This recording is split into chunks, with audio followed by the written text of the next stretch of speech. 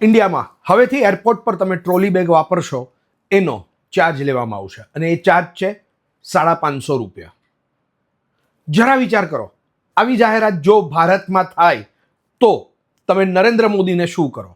તમે નરેન્દ્ર મોદીને ફોલી ખાવ, તમે ભારત સરકારને જીવવા જેવી ના રહેવા દો.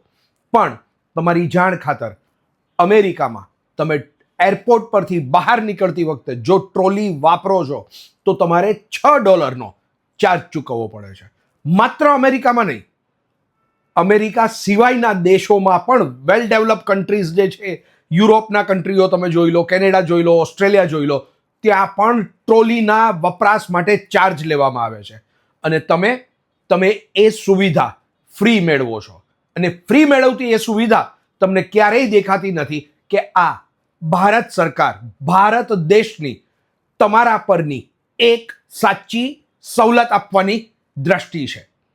નાની નાની વાતની અંદરમાં આપણે સરકારને દોષ દેવા માટે આવી જઈએ છીએ અને દોષ આપ્યા પછી આપણે સતત એવી અપેક્ષા રાખીએ છીએ કે આપણે અમેરિકા, કેનેડા, યુરોપ અને ઓસ્ટ્રેલિયા જેવા થઈને રહીએ.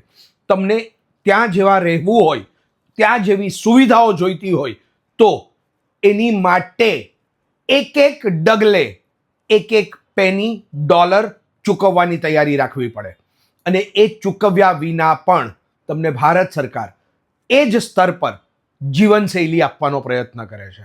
તો ક્યારેક તો ગ્રેટિટ્યૂડ દેખાડવાની કોશિશ કરો, મહેનત કરો.